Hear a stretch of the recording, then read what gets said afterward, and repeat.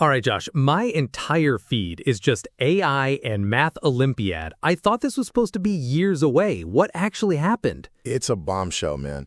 Both Google and OpenAI's models essentially achieved gold medal level scores at the International Mathematical Olympiad.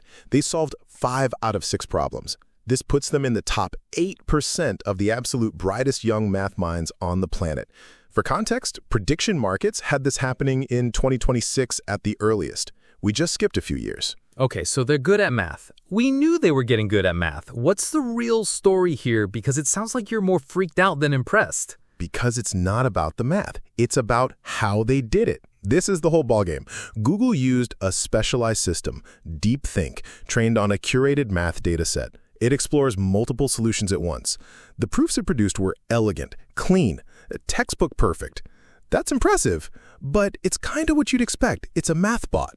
And OpenAI. This is the mind-bending part.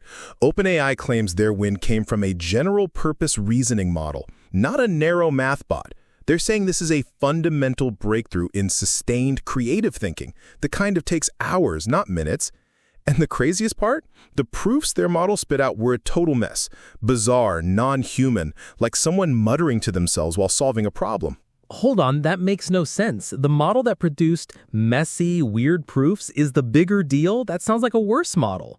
No, you're missing the point. The messiness is what makes it more believable.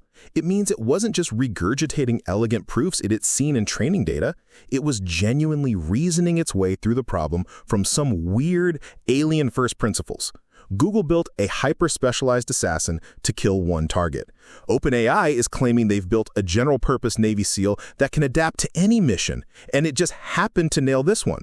If they're right, that general reasoning capability can be pointed at drug discovery, material science, corporate strategy, anything.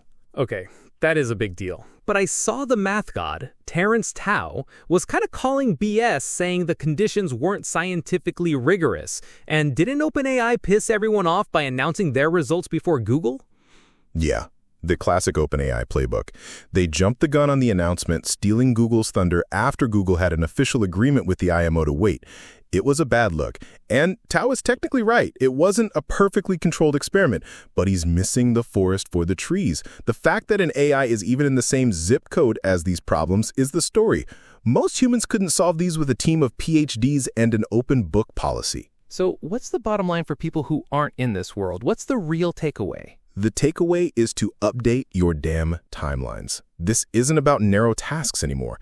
This is a direct assault on the core of high-level knowledge work, the ability to think creatively and solve a complex problem over hours or days. There was this one quote from a mathematician who said, watching a machine do his life's passion felt like a kind of dying. Wow. That's the preview for all of us, man. For every strategist, every coder, every creative, your identity can't be, I'm the guy who's good at X, because X is about to get automated. This is a fundamental shift in what thinking even means. We are so not ready. Let's go to the next topic. OpenAI Agent. The hype machine is running, but is this actually a leap forward or just another shiny object? It's a step. The pitch is to give ChatGPT a keyboard and mouse, basically. Let it use a browser, a terminal, to handle complex tasks from start to finish. The best analogy I've heard is to think of it as a reasonably good intern. An intern. Okay, I can work with that. So it can do the grunt work, but you definitely shouldn't let it sign any checks. What are the actual use cases so far? Is it doing anything useful? It's a mixed bag. One guy saved $80 on comparison shopping, a task he admitted he was too lazy to do himself. So that's a win. But then you hear from others that it's incredibly slow, the outputs are ugly, and you still have to babysit the damn thing to log into all your accounts. It's not set it and forget it by any means. That's always the problem, right? The permissions and access. We still don't have a good framework for giving an assistant, human or AI, the keys to just some of the doors. It's either all or nothing, and all is terrifying. Exactly, and all is where you get into serious trouble. This developer, Steve Yaya, basically wrote a cautionary tale. He gave an agent access to his production instances on Google Cloud. Oh no, don't even tell me. Yep. It promptly, and I'm quoting here, wiped a production database password and locked my network.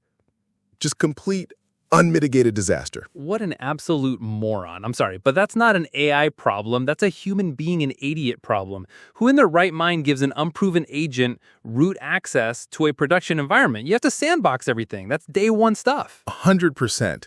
But that's just the practical dumb mistake risk. Here's the part that I think is the real story. OpenAI itself has classified this agent as having high potential for biorisk. Wait, hold on. Biorisk? You mean it's going to help some 14-year-old cook up a super virus in their garage? That's the potential they're flagging.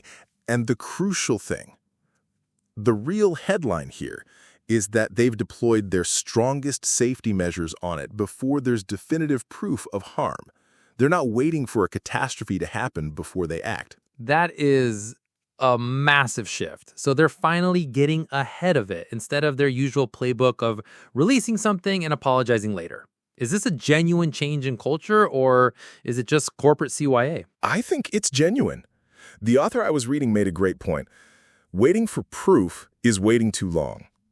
This is a real proactive move. They're treating a potential high-stakes risk as a real and present danger, and that's a first. So the takeaway isn't that we have a slightly better but still clunky AI intern. The takeaway is that the people building the rocket are finally admitting it might explode on the launch pad, and they're building a blast shield before lighting the fuse. Precisely. The tech itself is still a whisper, not a bang. It's not going to revolutionize your workflow tomorrow. But that shift in safety posture, that's the real story, and it could be the most important development to come out of this whole thing. Lastly, Josh, you sent me this analysis of a hypothetical Trump AI action plan, and my first reaction was this has to be a joke. But the breakdown is fascinating. It sounds like the whole thing is a paradox. It is. It's completely wild. The public-facing rhetoric, the wrapping paper on this thing, is exactly what you'd expect. It's America first, win the AI race at all costs, jingoistic, rah-rah stuff that completely, and I mean completely, ignores any mention of existential risk. It's all about beating China. Right. So it sounds like a total disaster for anyone worried about AI safety, just pure, unadulterated acceleration. That's what you'd think. But then you actually look at the specific policies buried in the plan, and against all odds, they're pretty good. Shockingly competent, even. The substance is almost totally detached from the rhetoric. Hold on. Competent how? What are we talking about here? I'm skeptical. Okay, so look at the three pillars: innovation, infrastructure, and diplomacy. Under innovation, it calls for federal investment in AI interpretability and control. That's safety research. They just cleverly frame it as necessary for national security and winning the race. It also calls for the government to create a robust evaluation system for frontier models to assess national security risks. Again, a huge win for safety, smuggled in under a different banner.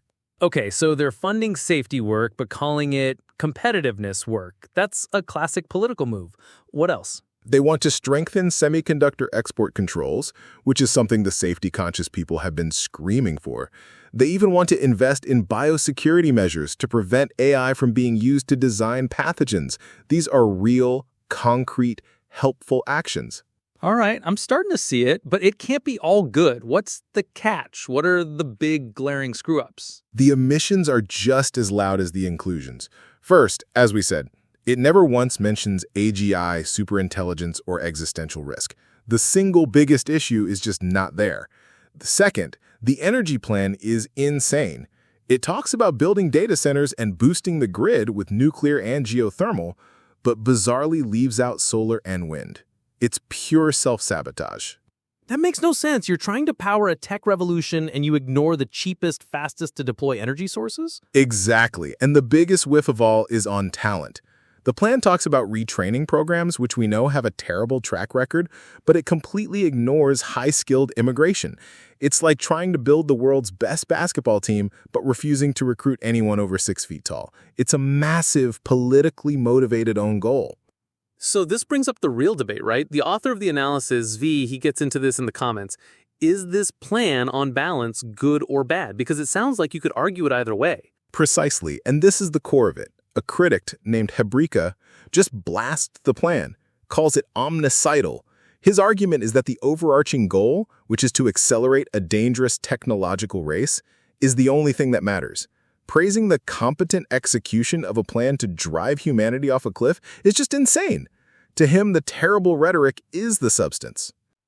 I get that. If the mission is fundamentally flawed, making the mission run more efficiently is just making things worse, faster. Right, but Zvi's response is pure pragmatism. He basically says, look at the political reality. This administration was never going to put AI safety on a billboard. The alternative to this plan isn't some perfect safety-first utopia. It's probably doing nothing or doing something actively destructive. So getting these concrete, helpful policies on interpretability, evals, and export controls is a huge net positive. It's insufficient but helpful. So it's a lesson in political reality. You have to accept the terrible framing to get the good policies smuggled through. It feels icky, but maybe necessary. That's the takeaway. Judge the actions, not the words. Sometimes the only way to get people to eat their vegetables is to tell them it'll help them win a fight. It's a cynical view, but looking at this plan, it's hard to argue it's not true.